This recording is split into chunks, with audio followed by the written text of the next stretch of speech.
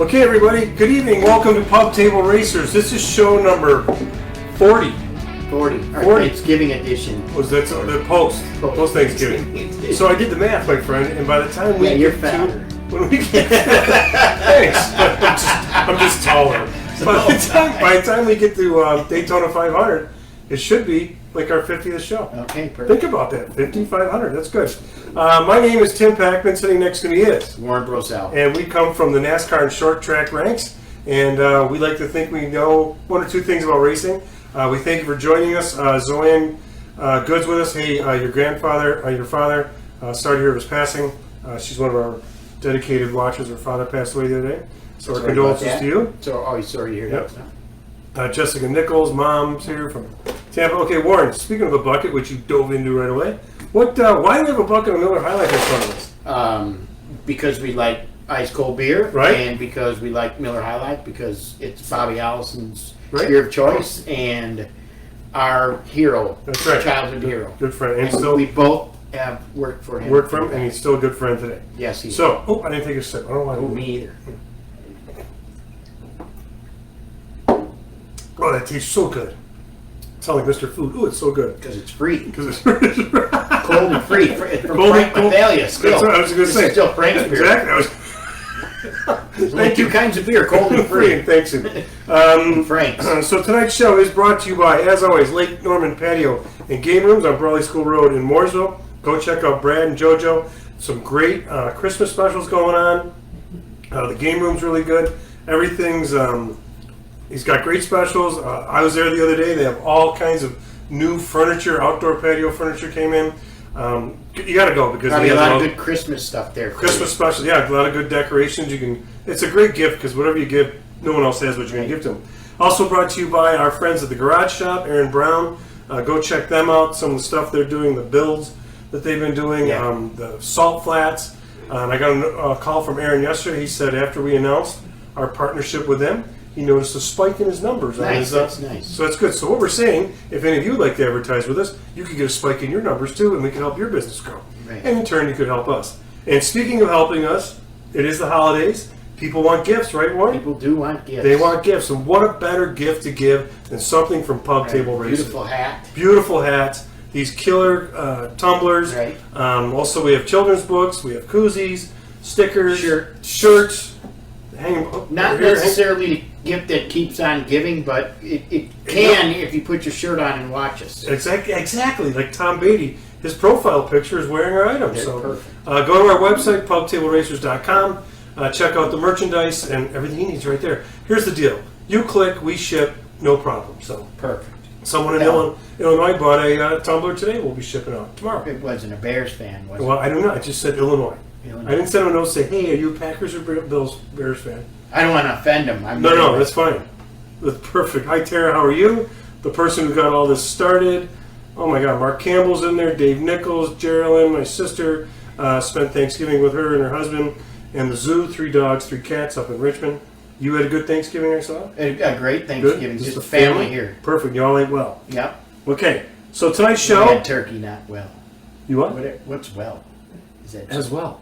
Oh, okay. As well. You ate well. We ate turkey. You ate well. You ate good.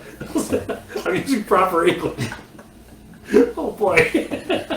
No, you didn't eat well. You ate good. How's that? Is that better? Perfect. You ate plentiful. Good. Plentiful. Bender's in the house. That's good. Love my PTR side. Brittany. Wow, Brittany from Absent Taps there. My Aunt Stapp. Boy, they're all just jumping in here tonight. So tonight's show, we got some news to talk about. And then if you're into IndyCar, sprint car, midget car, racing. Pretty much anything open wheel. Open wheel. Andy Stapp is coming on, and he has a very rich, storied history. His family does an IndyCar racing.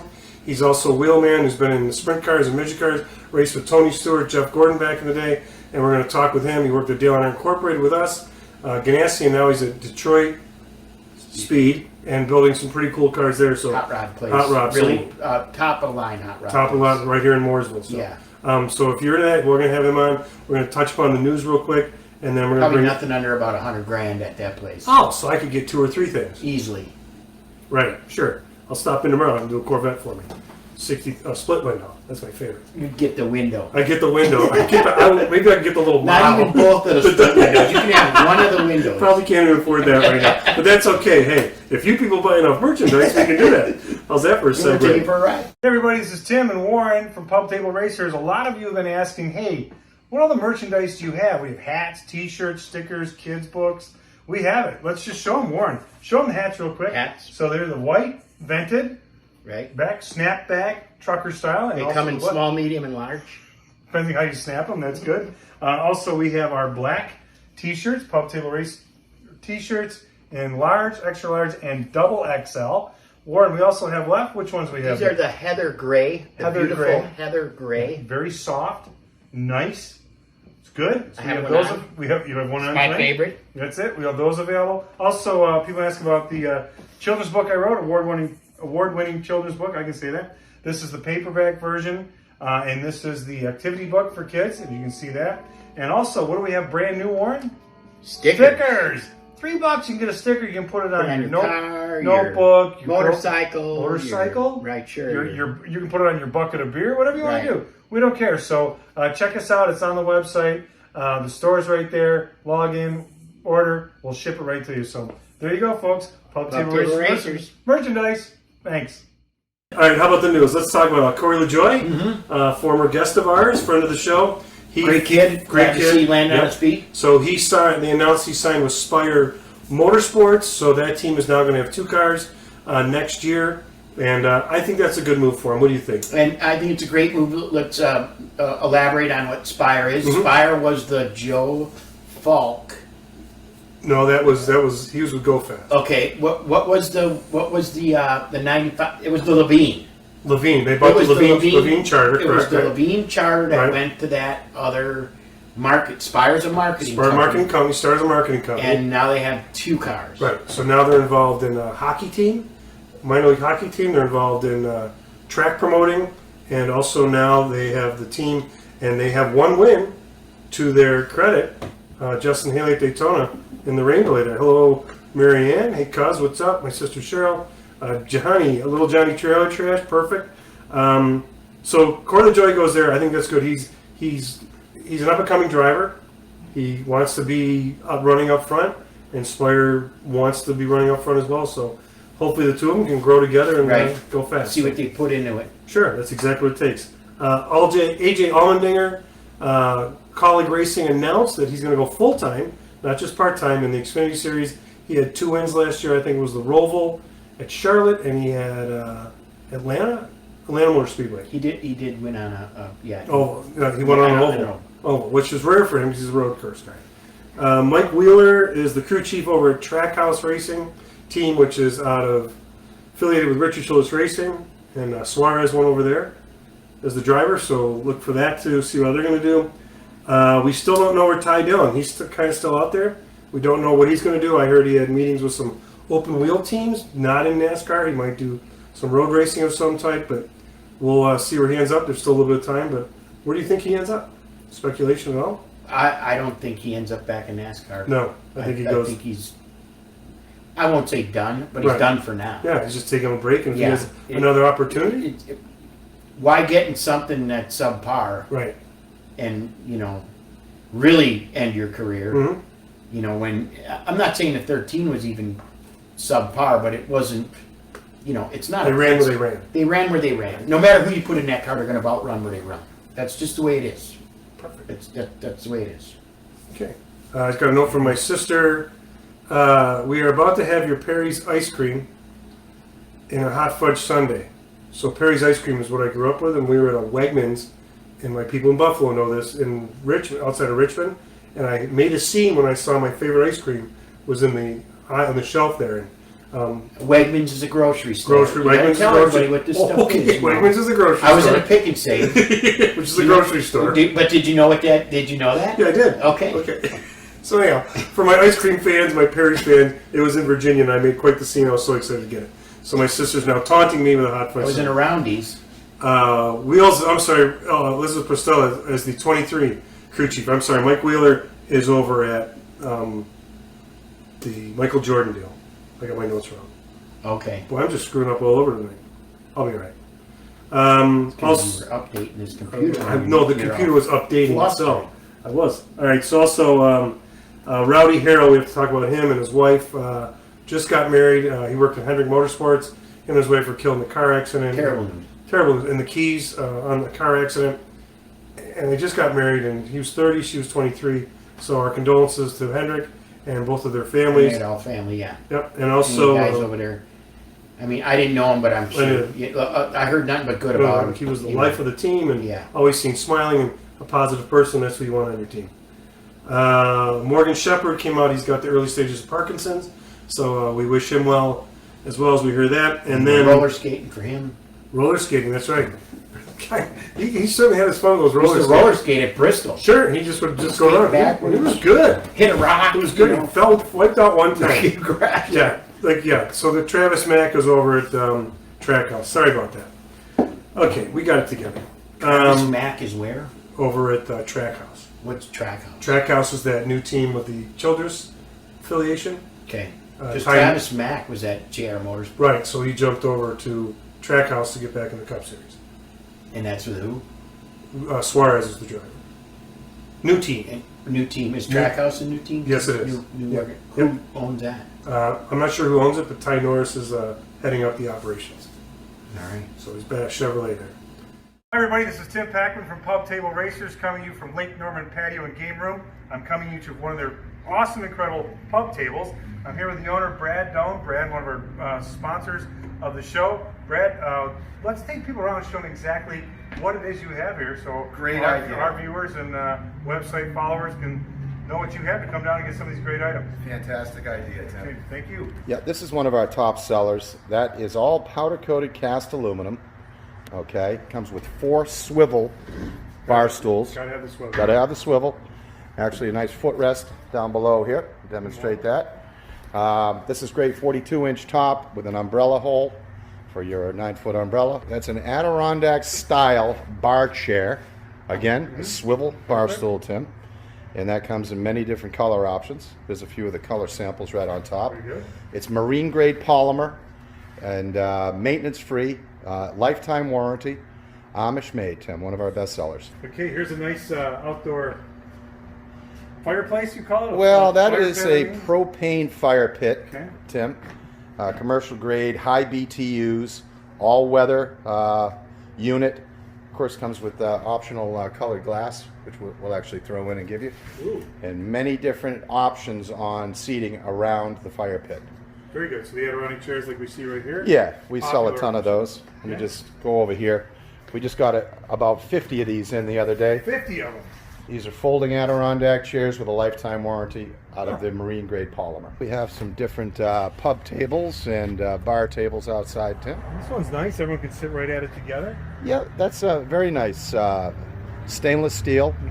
Of course, painted in any color you want. Built-in 4 seats. That's one of our balcony chairs. It's a little shorter than a standard bar chair. And of course, chaise lounges. All different color options on those. 20-year warranty on the chaise lounges. Okay. One of the many bars that we sell, Tim. This is a smaller one, a 4-footer. Comes with swivel bar stools. And you can do any color combination. Look at that. That's great. A footrest. Yeah, really great little unit. And we sell a lot of those different colors. These are the bar height chairs, Tim, in the poly. Here's a vintage bumper pool table that just came in. And here's a video game over here with 60 arcade games built in. For sale? For sale. Oh. Everything in here is for sale. Okay. We do a lot of deep seating as well. Sunbrella fabric, which is all weather. Perfect. And lots of options here, Tim. All right. Well, do us a favor, Pub Table Racers. Go to lknpatio.com. Check out all the great things. If you're in the Mooresville, Lake Norman area, come out on Brawley School Road. Your canvas back and up. Come in, see Brad and JoJo, and tell them Pub Table Racers sent you. Thank you, Yes, Brad. Joe. Thanks, Tim. See you soon, everybody. How about the F1 race? We got to talk about that.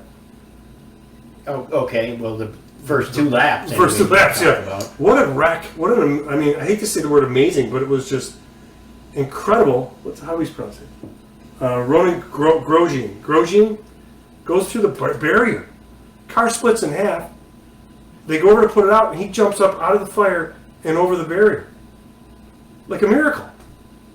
the halo, they said, did its work. That's where I'll go with that. That's it, because I don't want to.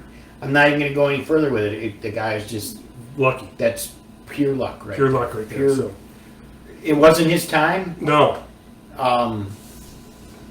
If you believe in guardian angels, he had one there. Guardian, yeah. Something helped him out of that car.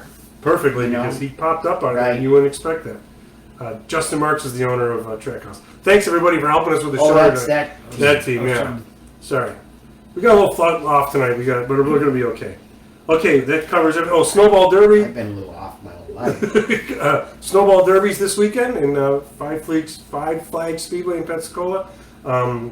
Premier event. A lot of the heavy hitters are in there, so it's going to be interesting to see who comes out on that. And if you win that one, they say you've won the best of the best in the short track late model races. So Okay. we'll see how that goes. Are we ready to bring our guest on? Bring him on. Jeez, you can tell. Okay, our guest tonight. Let's bring up Andy Stapp. Andy, come join us. Now, we touched upon it at the beginning, but Andy. Oh, he's gonna wear a uniform. That's fine. Andy his family has a rich history in the ranks of IndyCar racing. Here we are in North Carolina. I gotta wear this thing, I right? understand. According to our governor. Okay. That's All out right. of here. All right, thank you very much. Jeez, unfortunately, he wasn't out of here the last election. But, you know, Mask is out of here. And here we go. There's no filter on this guy, so strap in, everybody. Andy, first of all, welcome. Can we interest you in a frosty cold beverage? I will take you up on Okay, that. great. Okay. Mr. Allison. That's right. So we And have- my childhood buddy Bobby Hillen Jr. drove That's right. one of these hot rods as well. There you go. There you go. Gentlemen. I think so. Good to have you. Okay. It's good to be seen and be out. It's good. I was like, Big A. I Dave didn't Jeanette think says you were big gonna wear A. that mask. I was like, no, where'd That was come kind of dramatic. All that. I see Jeanette like, Yeah, here we go. Passed on the road Take a minute. at lunchtime. All right. All right, Andy. Respect, So we talked about. So first of all, talk about your family, your family's involvement in racing. As a kid, you grew up in a race shop where you had some incredible people come through there that are household names in the racing industry. I've been rather spoiled. Yeah, Yeah. absolutely. My dad and my grandfather. My grandfather started it all. His name was Babe Stapp. Babe Stapp. Okay. His real name was Elbert Achilles. He hated Elbert Achilles. Sure. Everybody picked on him, called him Egbert. He Right. hated that even more. Sure. So, an announcer in, I believe it was Legion Ascot Speedway out in California, tagged him with Babe at a really young age. It looks like a young kid here. Looks like he's not even old enough to be running these cars. And he liked that a whole lot better than Elbert. So, it stuck. Now, I'm going to back up a little bit farther. His father's name was Achilles Pitkin. I could have been Achilles Pitkin Stapp the fourth. My oldest son, I'd have tagged him with it too. He'd been stuck. He'd been dealing with it. Passed down the we rocked it on. But so my grandfather ran. Oh, he ran Indy cars. He ran big cars. He ran sprint cars. He ran some midgets back in the post-war days. What years did he run Indy? Just off the top of your head. He ran in 3 decades, but the Speedway was shut down. He ran 14 consecutive years, but the Speedway was shut down for the World Wars. So there wasn't anything going out there because it was actually an Air Force training base for a while. So he started, I have pictures from 1930 and 31. Wow. So I think he started, I think 30 might have been his first year. In 39, he qualified. 39, he finished 5th. 36, he qualified in the middle of the front row, so he's second fastest. And in those days, attrition was a huge issue. They were like locomotives turned into cars, and they ran for a while and they broke. They'd stop, fix them, they'd relief driver. He used to tell me stories about the bricks. Indy's called the brickyard. It was actually bricks all around the whole entire track. He would say that you'd be running along and the steering wheel would vibrate so much that your hands would get so numb that it felt like you were holding on to an inner tube. The steering wheel felt like it was so huge because your hands were numb from all the shaking and vibration. Interesting. So they change out drivers every now and then, do relief driver because the guy's got to stand You'd up have for a thought while. they would have went out there and ground the track. Well, they didn't have a driver's So union or wait a anything. minute. So those bricks right over there could have been raced Yeah, I'm on. sure Your grandfather would have drove his all whole those. family was on it. Those are likely to have been the original. Yes, absolutely. I have a picture of my grandpa when Eddie Rickenbacker was actually laying out and making the Speedway. My grandpa jumped in a guy's old bobber sprint car, pair of aviator goggles, no helmet, no nothing, out there rolling around the track, just checking it out, hair blowing in the wind. I mean, cool, neat old picture, and just all end up having a good time out there. he and Rickenbacker were really good friends, and Eddie had come back as a World War I ace. Yep. And was a absolute hero. And those guys that raced in those days, the character. Oh yeah. One of the things we're lacking nowadays. Those guys didn't have filters at all. They were badass dudes that were all they wanted to do was go racing. Right. And they didn't have to worry about keeping sponsors happy. They didn't have to worry about. They were there to race, and they could be their real personality, and they could be the real thing. Perfect. And that's. I'm sorry, but That's something the old. we're lacking today. That's the old. Ships are made of wood, men are made of steel. Right. days. Exactly. You know, There you go. back. That's. Well Yep. put. Look You at know. you pulling out the saying. Back when the drivers were fat and the tires were skinny. That's right. I missed my time frame. Men were men and sheep were nervous. Exactly.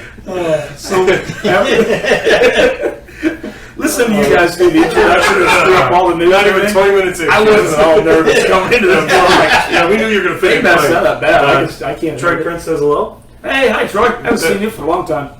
Okay, so your grandfather raced, and then your dad carried on the tradition. My dad carried on the tradition. This is all IndyCar racing, right? Sprint cars. Okay. Dad was sprint cars. Right. My grandfather also promoted early NASCAR races with Big Bill France at Arlington Downs, Texas. Right. He did a lot of the early NASCAR races down there. The promoted history's things. sitting here. I hope you guys And- realize the history's sitting with us tonight. It's Yeah. incredible. No. They were the history. You're part of I'm the Right. I'm the underachieving Yeah, black you would sheep be a that didn't historian. make it. historic. Yeah, there you go. That's right. Yes. I There you go. Very good. Just like that. Are you familiar with 3 Donald? beers and I'm I'm done. Stuff. Genius. He's a genius. I'm a Guinness. No, that's a Guinness. That's Irish, and you're not. So you're saying? Donald Davidson worked for USAC forever. He is the historian on IndyCar stuff. Okay. He currently has an office in the Indianapolis Motor Speedway Museum. Donald used to push me around in a quarter midget at the USAC office. I climbed in as one of the lobby. Right. He pushed me all over everywhere because he was just a cool guy. Now he's a little bit longer in the tooth, a little grayer in the hair. Mm-hmm. Unbelievable memory of all Sure. the things going on. And that guy is the statistician that can tell you, pull things out of the air, and it's just all the accurate numbers on everything. Beautiful. So you're talking about historians. Yeah. That's the benchmark. That's if the you're guy. going to be a historian. And I'll never get there because I've hit my head way too many times driving these cars. So- and I can't remember. So your grandfather, then your dad raced. Yes. Ricker. So who are some of the drivers that he might have shared a track? Oh, you're with? working that direction, are you? Heck yeah, I am. He and this AJ Foyt guy, they kind of grew up together. Right. They were friends at a young age.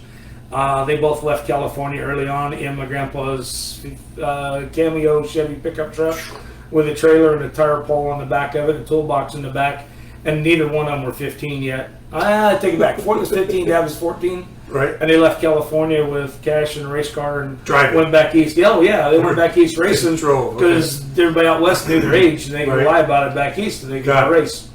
And so, yeah, that's a pretty good accomplishment. I mean, it wasn't like we had, heck, they didn't have Route 66 back then. Right. I mean, you had to deal with some serious roads Sure. and some weird stuff, and they just went off and did it. Mario Andretti drove for Dad. Pancho Carter was the whole time I was growing up. Pancho was their driver. We won multiple championships with him. Grew up around one of the coolest guys ever. I mean, the guy was just a blast to be around. It's like you say, Hardcore these guys racing. have personalities. Sure. And they're You legends know, still. and Legendary. because they're, you know, and I remember watching Pancho Carter growing up when I was a kid too. So, you know, I'll say it like this: he was kind of a weapon. Yeah. You know what I mean? But he was fun to watch. Yeah. He's fun to watch because the guy was a go-getter. Oh. And when you're saying he's a great guy with a great personality, you know, that's the kind of stuff that you want to hear because when you watched him race, he raced like he had a personality. Yes. Right. You know, he raced hard as nails and went after everything, and that's great stuff. When he didn't win, he was pissed until the next race. And sometimes when he didn't win, he was pissed through the next race. But he showed up in the next race. Pour everybody in front of him, huh? He got hurt in a IndyCar test in Fletcher's IndyCar at Phoenix. It broke a hash shaft, so the car turned and went through the inside guardrail. And there it was Armco with posts. And by the time that aluminum tub got done beating through the Armco and the posts, it was less than 12 inches across where his hips were. Ooh. So crushed his pelvis, crushed his hips, destroyed his right leg, just did a number on him. So he got out of the hospital, and he was determined he wanted to go sprint car racing. He wanted to get back in the car. He was much lighter and smaller. His right leg did not work where he could rotate his ankle and push the throttle pedal. He had to lift his whole leg up and down. Now, you sit here while we're doing this, lift your right leg up and down for a 25, 30 lap, but we haven't ran 40 lap back. Right. So, A couple hundred times. first race back was Indianapolis Raceway Park. And I got a few really cool things that came of this. Because he got hurt, now everybody's race car has a quick release steering wheel. Yeah. We had the first one of those, and we had to do it before Poncho. So my dad took one of my quarter midget hubs that had a knockoff pressure plate and a wing nut, and mounted that to the steering on a lead power steering unit, and then splined the inside of it so it mounted down, bolted down, and then that wing nut and that pressure plate held the steering wheel in place. USAC was very nervous about this at first. Poncho had a chunk of aluminum in his fire suit, so if things went wrong, he had something to knock that wing nut loose with. He could tighten it and he could loosen it. But he liked a huge steering wheel in that car. You had a lot of leverage, and your hands moved, and you could control things so much better. And with that big steering wheel, and the fact that he was diminished in his muscle, They were worried about because he getting got out, so hurt he had to and get all that wheel that. out. So we had this big steering wheel, so we had to come up with a quick release. No, I wasn't worried about getting him out. He couldn't get in and out of the car with his leg the way it was. Okay. So he struggled. So Dad came along and we built Dad had some really cool things. I mean, absolute unbelievable genius stuff he's built into race cars through the years. But for Poncho, he built a throttle pedal that pivoted all the way back underneath the seat. Now, a sprint car, you sit upright like we are here. So his foot went in the throttle pedal and had a hoop over the top of it. Linkage came off of that, and he would sit there and lift his leg up and down. Well, at Indianapolis Raceway Park, we didn't have enough throttle spring on it. Middle of 3 and 4 has a little dip in it, so you'd sail it off in there, and when it settled in the dip, his foot went down, the throttle was wide open across the middle of the corner, and he only won at IRP, first night out. Wore everybody out and won his first race back. After being hurt like that, After with being hurt that badly and the all the new stuff and having to lift his leg up. So he's in there kind of running the steering wheel with his left hand and working his leg with his right hand because we didn't have enough turn spring on it. That's determination. Win the race, so doggone tired he couldn't get up out of the thing, just worn out, wringing sweat. And Dad had told him earlier, he says, if you get uncomfortable, things are wrong, he says, man, pop this thing out of gear and shut it off on the backstretch, and as far as everybody knows, we blow a motor up. And we're good. We're not out anything. So now, instead of all that and need option way out, he just went out and worried everybody out and won the thing. So the next day was Winchester. High banked, half mile, you're hauling around there. Well, we didn't have enough return spring for IRP. You got all the banking, whole lot of return spring for the banking. He won Winchester the next day too. Like hands down, checked out, gone away from everybody. The great Jerry Weeks was a metalsmith in Indianapolis. Jerry Weeks drove some really good race cars. Jerry Weeks was a hero sprint car driver. And just a really great guy all the way around, and talent out of control. He could make anything. He did all the aluminum bodies for everybody. They went in a corner, and Poncho went underneath Jerry, going through the corner. And the sprint cars of those days had side panels down low. You could see the driver in the car. Poncho steering with the left hand, turning that baby through the corner and pushing down on his leg because we had too much return spring now. And now his leg's got the throttle on. Yeah, he's trying to push the throttle down to make this baby go through the corner. He goes underneath Weeks. Weeks looks over and realizes what he's doing. Jerry talked to himself for 2 laps and rolled into the pits and retired right there on the spot. He says, I'm doing everything I can do, scared to death hanging on to this thing right around here. And that guy's let go of the left hand, pushing the throttle down harder to beat us. And he says, I don't have that kind of desire. I'm not wired that way. Beat me with one hand. This is time for me to call it done. And Jerry went on and hammered aluminum body panels and still does to this day. That's perfect. So that's the kind of world we grew up in. Greg Weld Wheels. Aluminum wheels. A bunch of pictures popped up on Facebook recently with Greg driving one of Dad's cars. They were really good friends. Dad crew chief for him at Indy. Got him through his rookie test. 25% nitro to get him qualified and get him in the show. Set maybe to handle down the straightaway because he wasn't rolling corners fast enough. And you got to do what you got to do. Right. If they handle on the straightaway, the rest of it doesn't matter. Perfect. So and nitro was legal back then. Yeah. 25% was extreme. Okay. So they got to play with some really neat race cars growing up. I grew up, we talked about this before, I grew up in A.J. Watson's shop. A.J. Watson built the Indy cars and the Roadsters, all the beautiful Roadsters, Foyt one and Watson Roadsters at Indy for years. But Kuzma, Curtis, Watson, and a few others built roadsters, but AJ had some of the neatest ones going. California guy, flat top, gray hair, same guy his whole entire life, never changed. Absolute blast. And I grew up because Dad worked for him for a while and then had his own shop, and we'd go over there. I grew up in AJ Watson's shop with his drivers hanging around and the heroes from those days. Said AJ Foyt. Oh, Mike Mosley was one of his superstars. Gramps.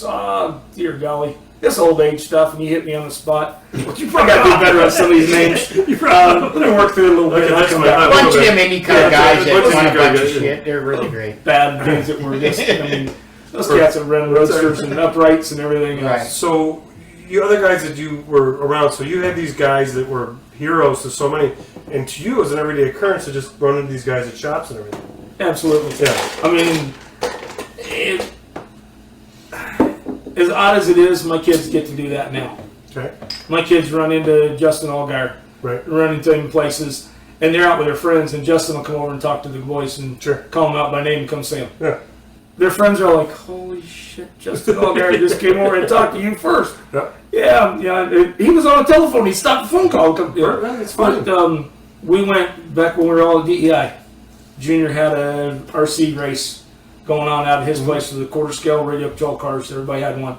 And I built some cheater cool stuff for Tony Jr.'s car, so we went out there to play with it. Shocking. Yeah, amazing. Spent probably 2 days of DEI time building cheated up Also shocking. radio control car parts. It's a good time. That was fun. A lot of projects. That was there. R&D. It developed up into big car It's parts. R&D for something. Exactly. I mean, it all correlates.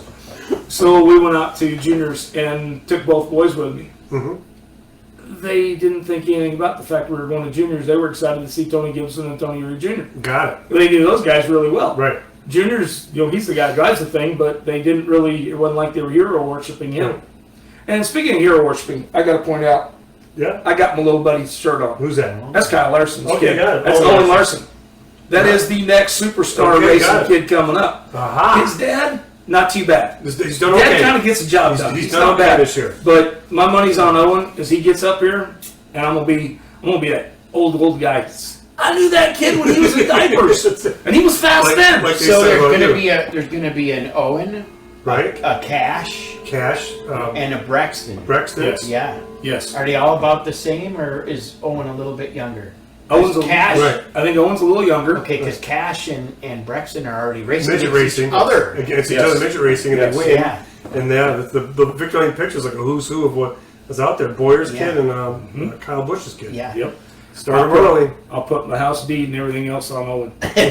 Not only is he just the coolest doggone kid, but that little bugger's gonna get the job done. So we're gonna make it. We're gonna bet the whole entire farm on this deal. You guys can take your choice in the other two, whatever you want to do. Perfect. It's a nice house. I want to be You're gonna lose it. retired. I'll watch it on whatever racing's on. So you're on these shops. At what point? What were you doing? Were you working on any of the cars then? Were you helping out in any way, shape, or form, or what was your capacity? Dude, I was born into the family racing business. So as a kid, I was taking care of our cars that Pancho was running. Mm-hmm. Dad was busy enough building everybody else's cars and keeping everybody else's stuff going and sending out parts to everybody. So I did a lot of the maintenance and work on ours. My grandpa owned a car wash in town, so we get back, and one of my first jobs is to take the thing over to the car wash, pull all the body panels off of it, Right. clean it all back up, get it ready, back to the shop, do the maintenance, and get everything ready to go. Now, when we went to the racetrack on the weekends, Yep.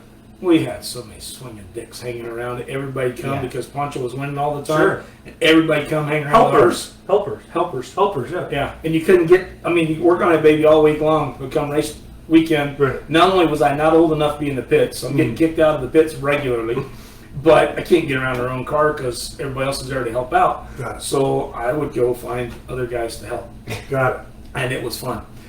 Todd Snyder and I grew up. Todd's older brother is Owen Snyder. Okay. He was crew chief for Al Jr. with the Domino's car Mm-hmm. when he won Indy. The Valvoline car. Crap.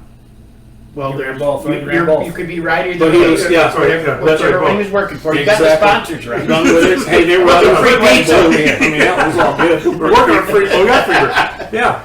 Bring the pie, we're good. So, Owen Snyder was a bad, and Jim McQueen was stepdad, and he was a USAC hero crew chief and outlaw crew chief. Jim's a really great guy, had race cars forever. So Todd and I grew up together, and we're buddies from young age. Bobby Hillen Jr., guy that I mentioned earlier, Yep. he came up from Texas because Dad built cars for his dad, so he'd come up to spend summers with us and live with us in Indiana all summer long. And that happened for, I don't know, 2 or 3 years. We had a blast. I mean, fun stuff. I went to Midland with him, but he spent most of the time in Indy with us. Because he raced some Indy cars, didn't he, Bobby Helen? No. He never ran didn't? Indy Okay. cars. No. So I was going to say, we all know he raced cup cars, Yes. Yes. but Number 8. Pardon? Number 8 Number eight, yeah. Exactly. with this stuff on it. Yeah, That's Miller, stuff. yeah. Yes. Yes. Teammate to Bobby. That's right. Yes, He ran a 12 car too, I believe, for a little while. when Bobby was hurt. Bobby Yeah. sure could be, yeah. Yeah, I think he ran. I think I have some pictures of him in a 12 car. Yeah, we just kind of had fun growing up, had great times. So Todd Snyder and I, we went to New Bremen, Ohio, and we can't get around to either one of our race cars. And Jim McQueen had Siebert's cars. They had heroes driving. Bob East was in the second Siebert car, and it was one of my dad's spring front cars. Right. And there really wasn't anybody working on Bob's car because he was a B team. So Todd and I, 2 young brats, not old enough to be in the pit area, getting kicked out of the pits regularly. And the sheriff walked us down to one end and kicked us out. We'd run back down, back over the fence, come back in. So we keep busting our butts. And at the end of the night, we won the feature at New Bremen with Bob East driving over my dad's car with Poncho, McQueen's car with, I think, Bubby Jones or one of the superheroes in it, and us 2 14-year-old kids wrench this thing to the wind. Perfect. And we're, victory lane, and here comes the team, and Bob reaches out, puts his arm around both of us, and all right, boys, these 2 kids right here got kicked out of the pits all day long. They busted their hump. These are super mods or something, right? They were sprint cars. Sprint USAC cars, sprint okay. cars. Yes, sir. Jeez. And had a great day that day. Just a whole bunch of neat little. And Bob East is the owner of Beast Midgets, Yeah. and sprint cars, Chidbert cars, a little bit of everything. Later on, he started building those cars out of Dad's shop. He drove for Bob Coulter in California, and Dad built all the cars for them. So they were friends for a while. That friendship kind of hit the rocks when business dealings went wrong. So we're going to no fast more forward left. you here. At what Yeah. point did you become a wheelman? Because I know you had your share of races. I have a share of crashes. Well, let's talk about the races. Okay. I was the crash test dummy for Simpson for a long time. Okay. But no, I started in my senior year of high school. I started out with my sprint car repair again. I had the car for a while before that. Built a car that had been crashed. Put it back together. Dad saw that I put enough initiative into it and helped me come up with an engine and parts and pieces. And I gathered up enough of his junk and found stuff and put a car together, some good, some bad. And, he appreciated the fact I put the effort into it. So around 15, 16, I was putting my first car together. 15, because I had Jimmy White drive it, and then Brad Marvel and a few other guys. So you owned. I was a car owner. Okay, you were a car owner at 15 years old. Bad idea. Got it. Nowadays, NASCAR car owners, those guys make a little bit of money. Sure. Rest of us, that's just a good way to spend a lot of money. I'm surprised, and I know you drove. You never had an inkling to become a spotter, huh? I spotted Especially as many times you crashed. Stevie Reeves. He's dude. No kidding. We used to have a Stevie Reeves is in it. Yeah. Andy Stapp is in it. Andy Houston's in it. And they're all spotters. And I'm kidding. We never threw your name Right, out. It's all these spotters. They become spotters. They become spotters. And I don't get me wrong. I worked with Houston for a long time. I love him to death. Yeah. Houston's awesome. But it's like, whole family. do you think that these spotters that have wrecked so much, do Jimmy they drive them into the crash, maybe? Is it them? No, they. I don't know. I won't go there. Stevie will say for sure it wasn't him. He's perfect. Oh, yeah. He doesn't ever Oh, screw yeah. up. He never even crashed. It was something broke or something. Exactly. Always somebody else's fault. Right? Absolutely. I was over him and Jimmy Kitchens. Jimmy Kitchens is in it. Tell their stories about their racing, and now they're spotters. When you're like, so you guys are spotting? Okay, it's good. It's fine. It's all good. It's all, Timmy Fito has another one. Tim Pino was in it. That's it. So these guys are all. But that's good because they have the knowledge and they can identify what they're going through.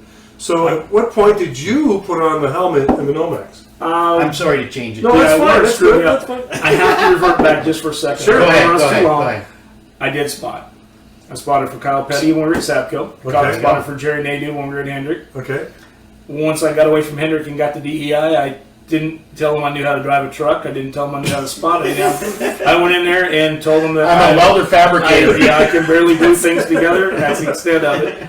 Tony Sr. came to me a few days in and had a NASCAR license application. So I went to my toolbox, got a red Sharpie, and I wrote declined across it. And gave it back to him.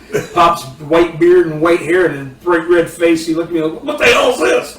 I said, if I don't have one of those, you can't send me to the track but 4 times. Right. And the first time you send me to the track, I'm going to go work at McDonald's from here on out because I'm not going back. Just don't want to go work at the track, or? Dude. Okay, that's fine. I don't want. Okay, we gotta be nice. No, it's just. But those big jalopies were so doggone boring to watch. Compared to. You couldn't drag me to a race. If they ran those things in my backyard, I'd close the blinds and leave. But compared to what compared to sprint cars, compared to race cars, But then I cool get stuff okay. in Indy cars. Sure, Indy cars. All right. We may have talked about it before, but if you consider something that's 3,400 or 3,500 pounds to be a race car, you have to consider a 350-pound woman to be a supermodel, and I can't do it. Got it. Okay, my stuff's 1,400 pounds on our heavy cars. Pretty good analogy right there. I mean, Not a race car. Yes, big girls. The girls are great, but you know, Not a supermodel. not a So at what supercar. point did you put on the helmet and Nomex? My senior year in high school. Okay, so you jumped in. Yeah. Was Brad Marvel got a USAC ride. Got it. And we were going to Paragon, and he bailed out on me on Thursday, Paragon on Saturday night, and he's like, hey, you're running yours because I'm going to drive for Jesse Plummer, so I'm going to run his stuff at Terre Haute on Sunday. Right. So we're going to put you in, and I had been, this is a cool deal. I hope my mom isn't listening. We lived in Brownsburg, Indiana, short little ride to Indianapolis from where we were, 15, 20 minutes. Lou Hinchman Fire Suits. Mr. Hinchman made one of the earliest fire suits for my grandfather. I just bought it back at an auction a while back. Oh. We have it back in the family. It's actually at Hinchman on display. Neat, cool stuff. Mr. Hinchman did fire suits for my grandpa and for my dad. Well, if you are a second-generation driver, your first one was free. I found that out when I went down there to buy my first one. Got it. But went down there and I had all Hinchman fire suits and Simpson helmets the whole time, Simpson gloves. I always had Hinchman fire suits the whole time I raced. Because those guys, they started things, they made things happen. They were great. So when I had my car and I wasn't old enough to race it, I snuck away one day at lunchtime when I was gone for a few hours, and everybody searched around for me, couldn't find me, and I was down to Hinchman's. I'd gone picked up Paul Romine and Mr. Hinchman, and we went to Shapiro's Delicatessen downtown Indy and had a great lunch at the Jewish Delicatessen down there. Right. And back, and Mr. Hinchman measured me all up, and a couple weeks later he called and my suit was ready, and I drove myself back down there and got that. And by the way, I'm still underage, don't have a driver's license at this Yeah, you're point. 15. Yeah, That was my next 15, question. 16, Thank you. didn't have a driver's license. Drove my pickup truck down into Indy, picked them up, went to lunch, whole deal. Went back, got my fire suit. Yeah. Normal stuff. You Sure. didn't have to. At least you didn't have to sit on like a telephone book. Oh no, I was on pillows. I was big. Put a fake mustache on. Trench coat and glasses. Now you can grow a mustache in 5 hours. When you're 15. I'm 15, actually. 15, exactly. So now I can picture the you in a car white out. van in the I neighborhood. saw your ASA picture the other day. Anyhow. So my first race at Paragon, Right. Marvel tells me, hey, it's we get down there, we're talking. Actually, back up a little bit. Mom wanted to know where I was. Hey, I had to run some errands in Indy. Well, the second time, 2 weeks later, Mr. Hinchman called, my fire suit was ready. I snuck away, went down, had lunch with him again, came back, and I hung my fire suit on the coat rack in Mom's office upstairs in the shop. Mom cried for 2 weeks. Did not want her kid to be a race car driver. Totally sat there and got through the tears and looked at me one day, and she said, a mother has 2 fears that her son's going to grow up to be. One is queer, the other one is the race car driver. Why the hell weren't you queer? Honest to God, that came out of my mom's mouth. Different time. This is back in the Earlier, 70s. back when you could say this stuff. Back when Well, you just did. I don't think you can say it now. But that was her exact He's repeating a story here, so Yes, he's right, telling right. a tale. So this is Yes, a, right. no, That was it's mom's okay. exact It's analogy. okay. And so we go to Paragon the first night out, and You weren't in this like rainbow fire suit. This baby was traditional, straight up Hinchman. She was right. Had I known she so said that, we're- I'd have Go back to your race, damn it. You get in the car. Let's get to that. We're running the heat race, and I'm working with a guy, racing with a guy named Mark Cummins from Southern Indiana. Okay. His first race also. we're getting braver and braver and braver all the time. I finally get to the point where you can run that thing in a corner and stay on the throttle and keep it turned around because I'd lose off the throttle, lose the front end up the racetrack. Well, I'm running with Mark, and we come off turn 4, and all of a sudden he ducks down and goes away, and I run right into the end of the concrete wall that starts at the grandstand. That's your first and tumbled race. that baby down the front straightaway. That was my first race. Welcome to Upside race. First down. concussion. Yeah, sure. Knocked me goofy in a fat tune. Concussion. And it was bad. So, You got back in again, didn't you? oh, absolutely. Okay, that's what I thought. That same mom that was Right. worried about my Yeah. sexual orientation Yeah, and yeah. all that, or not worried about it, but wishing, Okay, got it. she, in a short time, was promising me it'll be okay. We'll get you a new race car. Perfect. So, like, very, very short What a time good later, mom. we We'll called get you new race car, son. Yeah, we called James. We can't get you new head, but we'll get you new race car. Exactly. Can't help your brain there. Right. All right, we're going to get you a car. We'll get your brain bucket. Yes. So by the time my cobwebs all sorted out, I had a new Right. J&J sprint car sitting there at the shop. Okay. And this is cool because I went through and we polished. It was pearl white, candy apple blue, lettered Right. up really cool. And I polished every aluminum piece on it shiny. Wasted an extra couple weeks putting it together, polishing everything. And you know what's really wild about it? I learned What's about that? that? In 3 weeks, 4 weeks, all those polished parts were bent and destroyed. And I was on, just bolt that baby back together and get to the track. So you were doing it consistent pretty with your well. success on the track. Dude, I'm Well, on beginning. But at least that time it wasn't, where the hell am I? And somebody answered that Sure, phone, yeah, right? exactly, yeah. Well, yeah, we don't. Yeah. Things were just bent a little bit. Yeah. So how long did you drive for? How long were you driving? I started in '83 and I was done in '91. All right, that's a good run. Not really. Well, I mean, but, it's a good long time. You had a couple of wins in there, I'm sure. You realize? Yeah. Oh yeah, we have a few in Yeah, there. you go. you won. So you won races. Right. First one I ever won is Jeff Gordon Kid ran second. So There that was you a go. good deal. Lawrenceburg, Indiana. Okay. Had a good night. But we ran a trophy dash one night. It was really cool at Kokomo, and I was the only non-Kinzer in the trophy dash. Trophy dash, 4 cars, 4 laps, and we won the trophy dash. It was Bob Kinzer, Steve's dad, Yeah. Sheldon. Right. Oh dear golly. And another Kinzer. Yeah, another Kinzer. Okay, But yeah, you won it. But we won the, I was a non-Kinzer in the trophy dash, and we won that one. That was kind of a cool accomplishment. Warren needs another beer. I'll go by the My refrigerator. brother just said beer bucket is getting low. Jim, it's not low. Low, It's it's empty. oh my gosh, that's it. Good night, everybody. No, I'm kidding. No, I'm kidding. No, I'm kidding. All right, so you won some races. Any championships in there, or just No, classes? All right, no. so you raced with Jeff Gordon. You raced with some guy named Tony Stewart too. Tony Stewart. Okay. Actually, no, I take it back. I did not ever race with. I did a race with Tony. You Because sent me a ran- picture. Yeah. Yeah, we ran with him. We Yeah. ran some shows together Okay. early in his career. Right. Mike Bliss, Mike Bliss, Oh, there's a good name. Andy Hillenberg. Yep. Came Yeah. down and ran ARCA Yeah. races. Ran with Andy a lot. Yeah. Andy drove for me a few times when I was hurt and couldn't drive. Dad called him one day. Hey, Drew, you want to run my stuff at Bloomington tonight? Absolutely, no doubt. I'll see you there. Andy had no idea who had just called him, but he was going to be at Bloomington with his helmet bag. So Dad called him back a little while later when we realized that, hey, he might not even know who he's driving for. So Dad called him back. Hey, Drew, you can still run my stuff, but do you have any idea who you're talking to? Nope. Dad said, well, how are we going to figure this out? I was going to walk around with my helmet bag until somebody So called he me over. knew the guy. He said, well, this is Steve Stapp. Oh, hell yeah, I'd be happy to drive. Yeah, Bopper, love to drive your stuff. Right. So then it was all game on. But Real quick, we have a question from Dave Chenette. Did you run a televised series? yeah, absolutely. We ran that Thursday Night Thunder stuff. Okay. I could crash on national television just the same as I can with a few people watching. Hey man, Man, TV I was time is spectacular. TV I time. remember Damn right. Thursday night. Yeah, Thursday Night Thunder. I remember. So where are those tracks that you ran on those? Indianapolis Raceway Park, Yeah. Manchester, I heard. Salem, Yep. Santa Fe Speedway, and That Chicago, was Illinois. TNN, Was dirt. right? Am I- No, that was ESPN. Yes. ESPN. Terry Langner and Wasn't there Danny something Laycock. like TNN? Were you ever on TNN? There was TNN, TNN, yes. they had They that. did a full World Outlaw series on there. We Okay. ran some races on TNN as well. Yeah, we ran a little bit of TNN. television. I miss TNN. Someone So bring TNN back. I worked for TNN TNT back in the They're day when I great. was starting. Yeah. They did a TNN great is job. awesome. Yeah. Oh, they were neat. Yeah.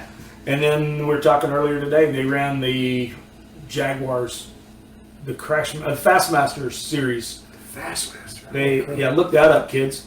But they ran a V6 rear engine Jaguar at Indianapolis Raceway Park. Wow. Set up a little chicane, a little road course Didn't deal, the, like and they Bobby crashed. Allison and like Yes. Mm-hmm. was that car? That or- was that car. Okay, They brought Jaguar. back all these heroes. Yes, Youngster, yes. Right, the Jaguar. Rutherford, Yep. all these It was guys. just great, and they were semi-open wheel or all? No, they were totally enclosed. enclosed They body. were weird looking. They were all swoopy and but they weren't I remember like those really things. fast. It was They like, were on what is street this? tires, and they started out with like 13 or 14 of them, and they were down to like 5 or 6 by the end of it. They were putting cars back together and everything else from pieces because every one of them got destroyed. Yeah. So we tagged it the Crash Masters series instead of the Fast Masters series. I remember that deal because because they were like the semi feature to the to the Thursday Night Thunder, and it was like, what is this? And it's like they were limited horsepower, they weren't very fast, and they had these old guys in there. And I think, did you say Rutherford and Johnny Rutherford, Robbie and Allison's were there. So can we say it was like SRX? I ain't saying that. I'm just saying. Beating up that yet. I'm not saying. I mean, Let's see how they do. That's what they're doing. The superstar racing experience. See where they go with it. Yeah, I'm looking forward to it. Hey, it's something else out there. It's interesting. The names that they're bringing back into that. I thought of that when I heard about this. You know, this kind of this IROC Race of Champions series that it's going to depend on the car. Sure. You know, those cars were. Tony Uri Jr. at Fury is building. I know he is. Talked to Ray about it the other day over at his shop. They're neighbors to us at Detroit Speed around the corner. Yep. Stopped in and they had a really neat Corvette SCCA car. They were getting ready to go to Atlanta and have some fun. So I just got to pick on Ray for a few minutes. He's a busy guy. He's on top of things. But my God, is he fun to listen to and talk to. Our friend Tom Beatty in New Jersey says Fast Masters, made for TV race series, ESPN 1993, drivers over 50 years old. There you go. That's what it was. That's it. So you and I could drive. We all think all three of us could drive that. We could drive. He left out successful drivers over 50. Oh, sorry. Well, I'm out too. I'm over 50 and I'm out too. I've got like 3 wins in SCCA. I've got enduro experience. So experience. That's it. Crashing too.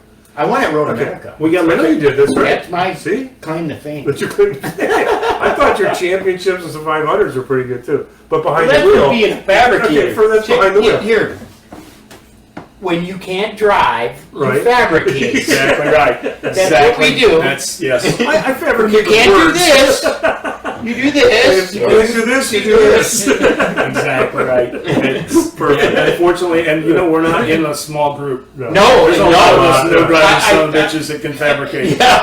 Right. And I mentioned that before. You know, when I got here in '98. And I would talk to people. I'm talking to this guy. I'm talking to him. Oh yeah, I drove this, or I drove that, or I drove late model stock back home, or I drove this, and I drove that.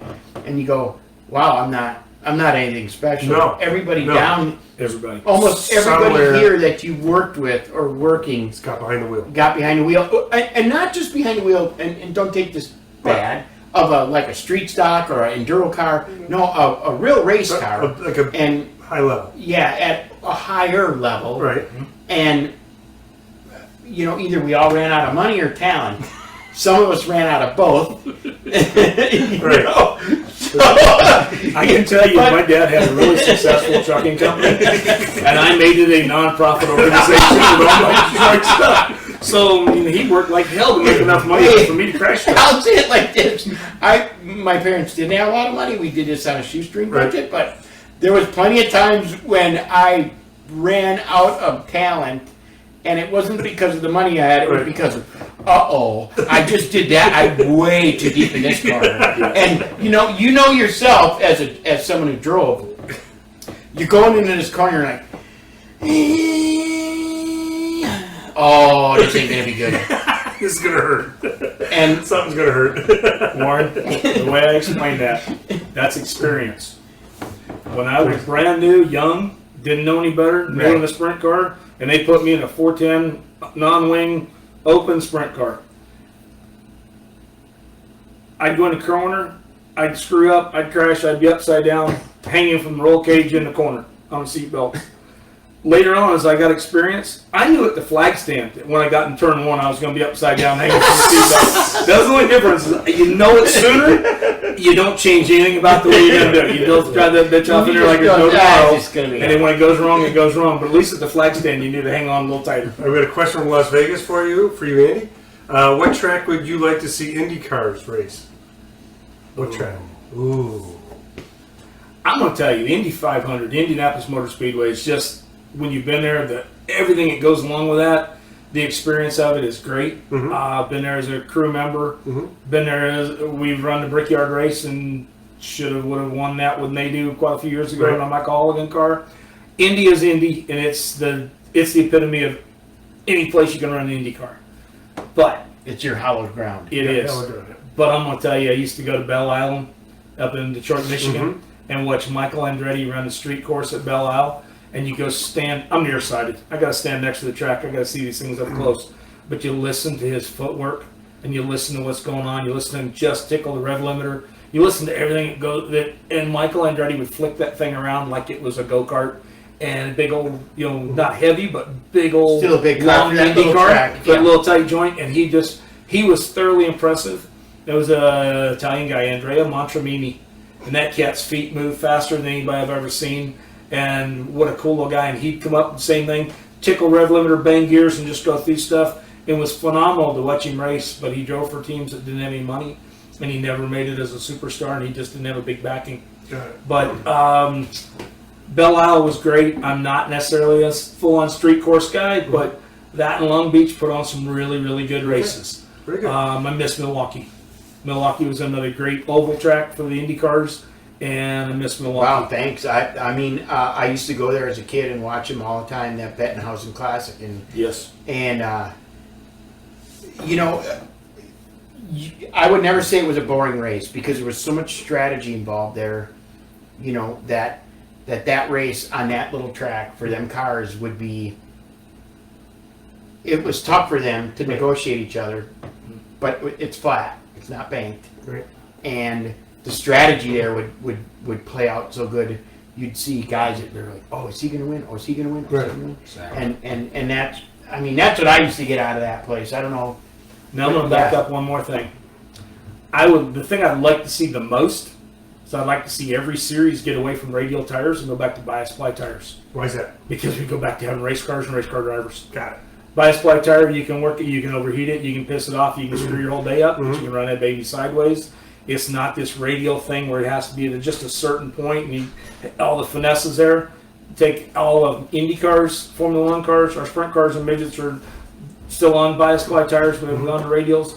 Take the big cars, take the F1 cars, let's go back to bias ply tires, change the racing back to what we've been missing. Get rid of the wings, get the aero off of them, and get them back to where it's a driver and having to use his feet and his brain to hook the car up and make it go fast. Okay, I'm going to agree with you 110% on the bias ply tires. Thank you, Warren. Because when I was growing up and we watched the bias ply races and we were at the bias ply races, you'd watch the guys be able to, you could be dead sideways and you're killing your tires still, but you could still save the car. Yes. Now on a radial, they're so snappy loose, Yes. or they're so, they have the lateral G-force they cannot take compared to a bias ply. A bias ply will wear out, it'll be junk, but guess what? That's up to you to take care of that tire. As a driver. As a driver. So it puts it back in your hand. And puts it back in your hands. And I like that. I thought the same thing when we went to radials in the I think in the 80s or early 80s, mid 80s. Whenever we went to radials in NASCAR, I hated it. I was like, Thank you, Ken. this is ruining it. They're killing it. You know,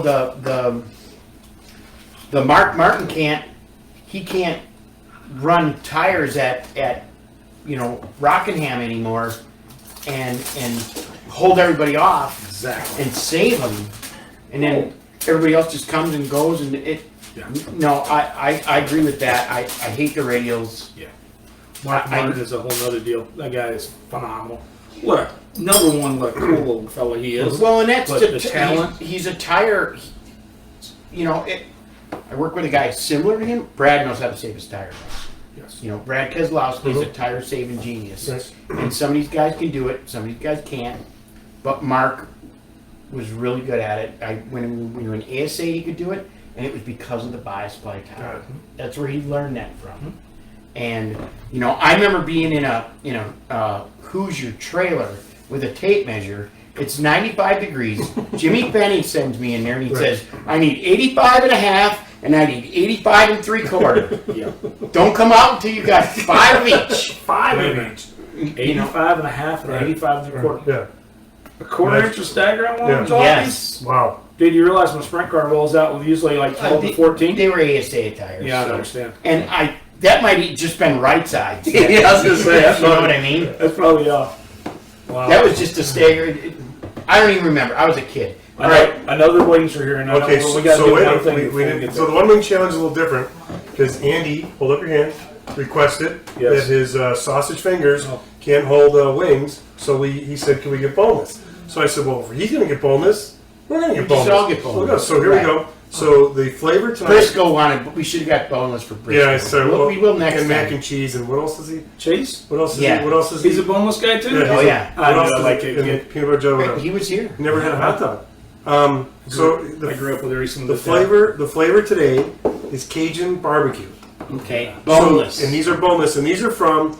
We used to be called Sports Page. Now it's called Village Tap House, and it's on 150 in Perth. in Perth. Amy, who was the general Harris manager, Teeter parking lot. bought it. And Harris Teeter parking lot. She bought it. The menu's out, and so I said, "Well, stop in, give her a little plug because she's the new owner. So stop in if you're in the Mooresville area. Go see her and tell them Let me get a napkin. Tim and Warren napkins. Napkin. Well, I don't want to mess No, up don't my mess up your shirt there. Larson shirt. No Tim and doubt. Warren sent you from Pub Table Racers. I told her we were featuring tonight, so all right. So don't touch the bowl. Do touch the The wing. bowl's hot. I'm Bowl's sure. hot. The bowl is hot. Hot, I gotcha. yes. Tell Andy Carbon Kenny says hi. Carbon Kenny. Okay, perfect. Thank you. There's a racing son of a gun right there. That guy builds such bitchin' cool stuff all the time. What kind of stuff? I don't all carbon fiber Okay. trick stuff. Yeah. He even has a wheel for a midget. The wheel and tire and everything weighs like nothing. They I love smell going by to see phenomenal. Kenny. I don't get to do it very often, but I love to go by and see him. He had an ad the other day looking for, I think, a new young helper in the shop. Yeah. And I'm trying to get my oldest son to go over and see him because Sam, unlike me, is quiet and really puts his head down and works hard. He'd be a great You guy. work hard. So that's Kenny's carbon. Carbon Yeah, fiber. right over there. Absolutely. Okay, you know Those are what? good. These are good. These are good. Cajun barbecue There's no from sticks. Village Tap House. I'm surprised. I got some we never got before. So these are the boneless ones. See, Tim, Okay, Jim Ling, I know it's not a buffalo wing. We talked about that. We've done 40 shows. Right. We can do it like this. We do like that. We're gonna rate it as a boneless wing, Right. not as a buffalo Right. wing. Yeah, so take that wing. We'll start a new thing Right. where we rate boneless, bone in and bone out. It's all my fault. I Don't like laugh at that. No, You- that's fine. you went south on I me didn't on know that I one. was laughing at the taste. It's a good taste. Jerk. I said bone in, bone out. I know what that means. I like large-breasted chickens that have no bones in them. They just lay around. Right. No, That's right. my kind of chicken right there. I want the Okay. whole bones out to eat. All right. So anyhow, Right. flavor, They're usually expensive. flavor, flavor, and this is what flavor. I like the flavor. I love the flavor. Cajun barbecue. For a boneless wing, For a boneless wing, it's I'm going to good. give them a 4-3. 4.2. What's our scale? 1 to 5. 1 you to do 5. 1.3, You can do 4.3, 3.8. with decimals. I got to tell you, real chicken, real It is real right. red meat It chicken, is real. Yeah. real right on Yeah. stuff. Yeah. They're getting a 4.8 from me. 4.8 from Andy. Yeah. Matter of fact, this fat kid might stop there on the way home. They have wings too. Oh, you don't get Oh, they're those. mine. It's not a. First of all, we should get this straight. Uh-oh. This is not a McNugget. No. No. This is a Real. slice of a breast. This is a piece of white meat chicken Yep. that they've sliced up and turned into Good. a boneless Now, piece of chicken Okay. that's lightly breaded Right. and very well flavored. Yeah, just Absolutely. lightly. It's good. Very yeah, good. You don't have to mess with taking anything back out. No. You don't have to go through all the garbage that's attached to the bone. You don't have to have stuff left over. I like my steaks the same way. Sirloin or filet, you cut it, you're They done. have a big buffalo following. Oh, hey, sorry, never mind. I'm just kidding. Wings are great That's on, fine. I'm just kidding. I'm just kidding. on chickens and Right, chicken wings, not on race cars. Okay, so Ling, we don't do. We go hardcore. No dipping sauce. We just take pure flavor here. So anyhow, that's it. Yeah, we're all dips. We're all Yes. we're dip free here. Ooh. Andy, I want to thank you for coming on tonight. We're at the top of the hour here. We appreciate you coming on. Your story's been incredible. Yes. Your history in the sport and Indy and midget racing, sprint cars is phenomenal. And Can I say this? Sure, please. I actually want to have him back on again at some point in time. Right. Because we have more to talk about. We barely touched on it tonight. I generally don't ever get invited back anywhere. This is great. Can I throw one more thing in here for your listeners? Sure, yeah. Please go to, this will explain the family a whole lot. Please go to YouTube and do a little quick search for Colonel John Paul Stapp. What is it? Colonel John Paul Stapp. Got it. Colonel John Paul He was Stapp. a colonel in the Air Force. Okay. Right. He was the first ever crash test dummy. Mm-hmm. He was working on figuring out at what speed they could eject pilots out of the jet airplanes safely without killing them. And he volunteered for that? He did the whole thing. He volunteered for every test. Wow. They had a rocket sled that ran 639 mile an hour and came to a stop in a little over a second. Tried to blow his eyes out of his head. Chase, I got a job for you! And Colonel That's Stapp his was an absolute unreal. And he, And how's he? as we're trying to figure it out, he was my grandfather's cousin as we're Got it. looking at it and Okay. figuring it up right now. Perfect. They have a annual Stapp car crash convention all over the United States. Got it. Like if I wasn't the perfect grand marshal for that. We got invited. My sister and I got invited to come to Savannah and hit the 55th annual. Good. Great people. They're represented by National Transportation Safety Board. Every crash test dummy manufacturer is there. Right. All the major auto manufacturers are there. Right. The people from the Children's Hospital in Philadelphia were there. European, all over everywhere. It's Wow. like 250, 300 people Yeah. in this convention. And they rotated around all over the country in different places. And amazing stuff goes on. They talk about, and they're all into the safety. Mm-hmm. So Colonel John Paul Stapp was very large about getting seatbelts in cars. Nice.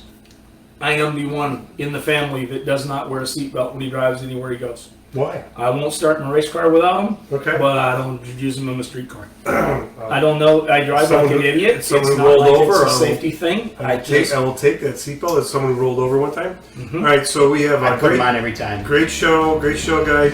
Thanks, Andy, for great stories. Thank you, Andy. They want to have you back on. Great show. Good night, Zoanne. Thank You, Shelley. Say Sure. good night. Absolutely. Good night, Dick. Good night, Gracie. Good night, There Dick. we go. Thank you, everybody. Sid Gracie, I love it. Speaking of YouTube, check out, this will be on there by tomorrow.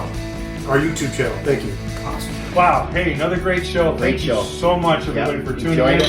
it. We appreciate it. We do this every Tuesday night, and Warren, I think the guests we've had have been fantastic. Phenomenal. And the people that are following us, we appreciate it. We're reaching 42,000 people a month. Can you believe that? And we appreciate you watching. And Right. We're having fun. Hope everybody else enjoys it. that's it. And it's just a fun show. Bucket of beer, guys sitting around talking about it. So keep tuning in. We appreciate it. Check out our store and everything. But we appreciate you people, and we will see you next week. Right, my friend? Yes, sir. All right. See you next week.